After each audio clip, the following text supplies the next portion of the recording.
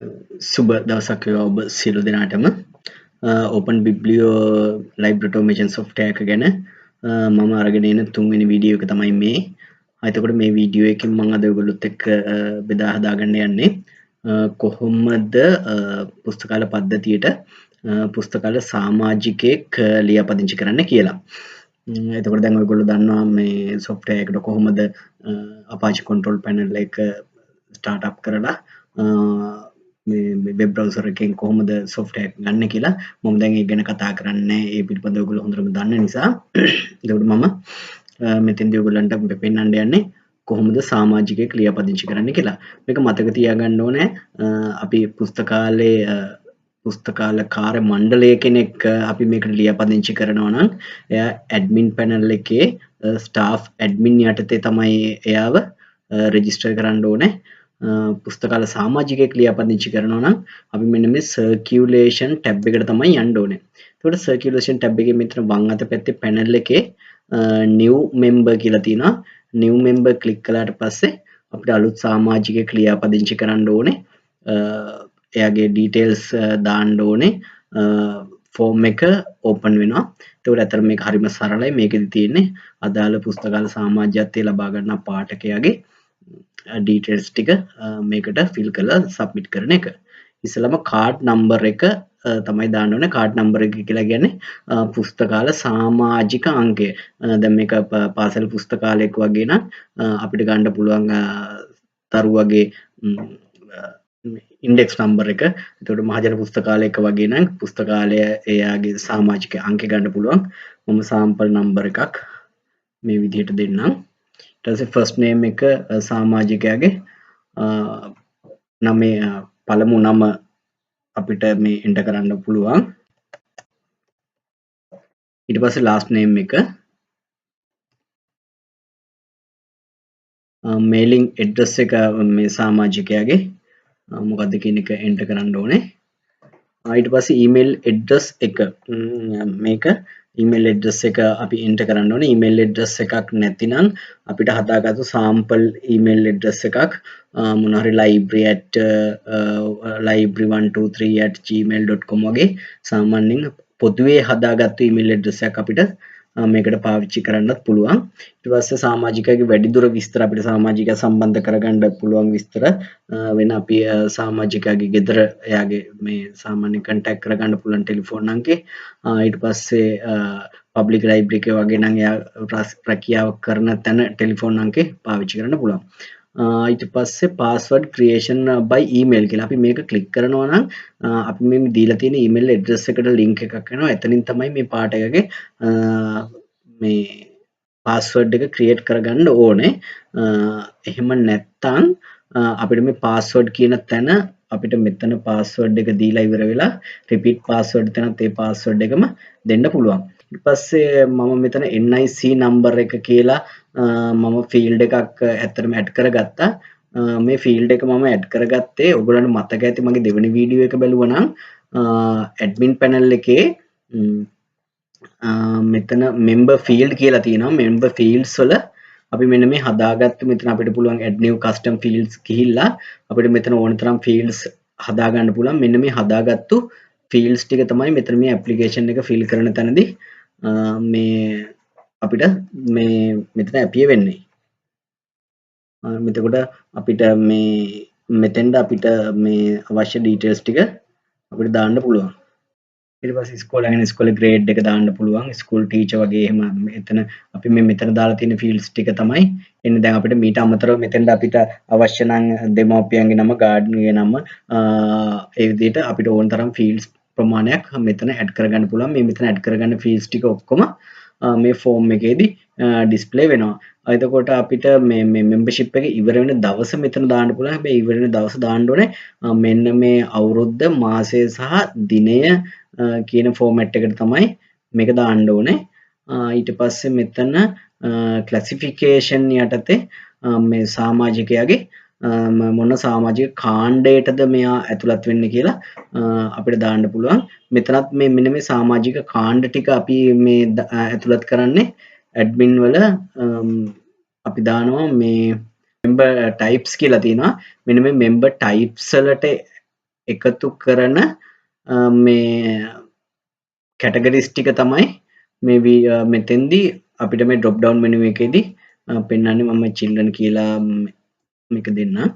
දීලා ඉවර වෙලා අපිට submit කළාට පස්සේ අපිට ඊමේල් එක අපිට පාස්වර්ඩ් එකක් දෙන්නේ නැතුව අපිට ඉස්සරහට යන්න දෙන්නේ නැහැ. එතකොට පාස්වර්ඩ් එකක් අපි ක්‍රියේට් කරගන්න ඕනේ. පාස්වර්ඩ් එකත් අර විදිහම තමයි. මේක මේ ඉලක්කම් අකුරු කැපිටල් අකුරු සිම්පල් අකුරු ඉලක්කම් සිම්බල් වලින් සමන්විත 8ත් 20ත් අතර පාස්වර්ඩ් එකක් වෙන්න ඕනේ. එතකොට මේක රෙජිස්ටර් කරනකොට ඔයාලට හදාගන්න සාම්පල් පාස්වර්ඩ් එකක් අපිට හදලා තියාගන්න පුළුවන්. හැමෝටම කොමන් වෙන වගේ එක එකනට අපි පාස්වර්ඩ් හදා ඉන්න එක අමාරුයි. ඒක නිසා කොමන් පාස්වර්ඩ් එකක් හදලා අපිට මේ ඒ පාස්වර්ඩ් එක හැමෝටම ඇඩ් කරන්නත් පුළුවන්. මම ওই පාස්වර්ඩ් එකක් දුන්නා ස්ට්‍රෝං පාස්වර්ඩ් එකක්. ඒක දීලා සබ්මිට් කළාට පස්සේ member has been successfully added කියලා මේ සමාජිකයා ඇඩ් කළා කියලා වැටෙනවා. එතකොට මෙතන මේ සමාජිකයාගේ details ටික මෙතන අපිට සම්පූර්ණයෙන්ම පෙන්නනවා. ඊට පස්සේ මේ checkout status වලදී මෙතන මේ එයාට බැහැර ගෙනියන්න පුළුවන් මොනවද කියන එක පෙන්නනවා. මේ බැහැර ගෙනියන්න පුළුවන් rights ටිකත් අපි හදන්නේ admin panel එකේදී checkout privacy කියලා තියෙනවා. මේ checkout privacy එකේදී ඔයගොල්ලන්ට මතක ඇති අපි මගේ දෙවෙනි වීඩියෝ එකේදී හදන හැටි පෙන්නුවා කොහොමද මෙයාට මොනවද ගෙනියන්න අපි ඉඩ දෙන්නේ සහ ඒව කොච්චර ප්‍රමාණයකින්ද දෙන්නේ කියලා. මෙතෙන්දී මේ children's category එකට අපි හැදුවා පොත් දෙකක් අරගෙන යන්න පුළුවන්. ඒ පොත් දෙකක් renewal කරගන්න පුළුවන්. අන්න ඒ මේ මෙතනින් පොත් දෙකයි renewal දෙකයි කියන එක තමයි මෙතෙන්දී මෙයාට පෙන්වන්නේ. ඊට පස්සේ මෙයාගේ account එකේදී මෙතන පෙන්නනවා membership එක අපිට renew කරන්න පුළුවන් කොච්චර කාලයකදලා මේක ක්ලික් කළාට පස්සේ මේක මාස 1කට ඉස්සරහට ආයි රිනිව් වෙනවා. මේක ක්ලික් කළොත් මාස 6කට රිනිව් වෙනවා. මෙතන ක්ලික් කළොත් මාස 10කට අපි සමාජිකයෙකුගේ membership කාලය අපිට දීර්ඝ කරගන්න පුළුවන්. ඊට පස්සේ පොත් issue කරන්න තියෙන්නේ මෙතනම තමයි සමාජිකයාගේ account එකට මේ ගියාට පස්සේ දැන් අපි දන්නවා කොහොමද member කෙනෙක් අපි register කරගන්න කියලා. ඊට පස්සේ බලන්න ඕනේ මේම අපි system එකට ඇතුළත් කරපු member කෙනෙක් කොහොමද මේ system එකෙන් අපි හොයාගන්නේ කියලා. එතකොට මෙතන මේ circulation tab එකේම ඉස්ලාම තියෙනවා member searching කියලා. දැන් මේ අපි member searching කියන එක ඇතුලේ තමයි ඉන්නේ. අපි ඇතුලේ ඉන්න එක අපිට හොයාගන්න පුළුවන් මේ අදාළ field එක ඉස්සරහින් චූටි මේ arrows දෙයක් වැටෙනවා. එතකොට active වෙලා තියෙන field එක අපිට හොයාගන්න පුළුවන්. මම member search එක click කළාට පස්සේ මෙතන තියෙනවා අපිට member හොයාගන්න අවස්ථා දෙකක් දීලා තියෙනවා. එකක් තමයි අපි card number එක දන්නවා නම් අපි card number එක දීලා ඉවරලා අපිට member search කරගන්න පුළුවන්. එතකොට member ගේ details ටික එනවා. එහෙම නැත්නම් මෙතන පුළුවන් last name start with. අපි සමාජිකයාගේ last name එක පටන් ගන්න මුල් අකුරු ටික දුන්නා නම් ඒ මුල් අකුරු වලින් පටන් ගන්න සමාජිකයා ප්‍රමාණයක් ඉන්නවා නම් වැඩි එක්කෙනෙක් දෙන්නෙක් තුන් දෙනෙක් ඉන්න 10 දෙනෙක් 15ක් ඉන්න ඔක්කොම ප්‍රමාණය එනවා. GUN කියලා දෙනස surname එක මේ ගුණසේන කියන නමින් තියෙන සමාජිකයෝ දෙන්නෙක් වෙන්නනවා. ඊට පස්සේ අපිට මේ අවශ්‍ය සමාජිකයාගේ නම උඩ ක්ලික් කළාට පස්සේ අපිට මේ සමාජිකයාගේ account එක ඇතුළට යන්න පුළුවන්. එතකොට මේ account එක ඇතුළට ගියාට පස්සේ මෙතනින් තව කොටසක් මෙතන පල්ලෙහාට open වෙනවා. edit profile, reset password, delete account, checkout මේ history කියලා. එතකොට මේ edit profile එක අපි දාලා තියෙන details මොනවා හරි අපිට edit කරන්න අවශ්‍ය නම් මෙතන අපහු පාරක් අපිට මේ අවස්ථාව දෙනවා. මේ තියෙන details වැරදි නම් හරි අලුතෙන් එකතු කරන්න ඕන නම් හරි මෙතන මම අලුතෙන් එකක් add කරන්නම්.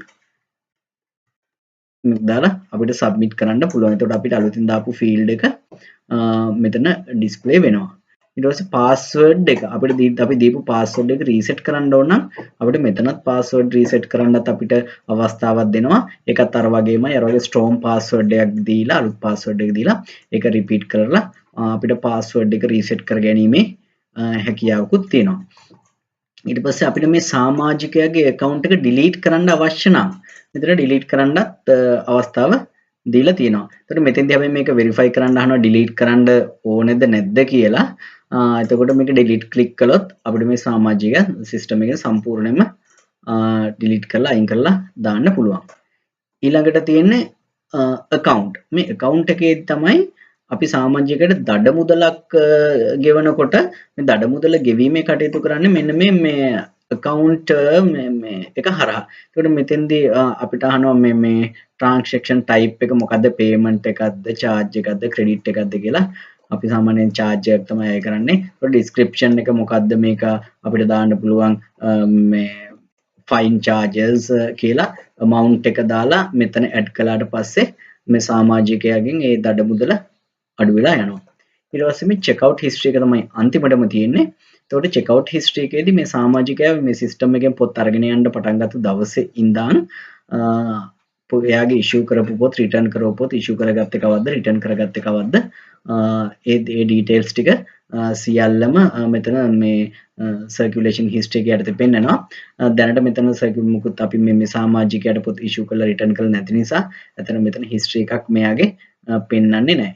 එතකොට මේ ටික තමයි මේ open biblio එකේදී පුස්තකාල සමාජිකයෙක් රෙජිස්ටර් කරන එකයි එහා සම්බන්ධව එයාගේ තියෙන අනෙකුත් changes කරන්න තියෙන privileges ටික මේ ටික එහෙනම් මම හිතන්නේ මේ ටික ඔයගලන්ට හොඳටම තේරෙන්න ඇති කියලා. අපි cataloging module එකත් එක්ක ඊළඟ වීඩියෝ එකෙන් හම්බ වෙනවා. ඔබට සුබ දවසක්.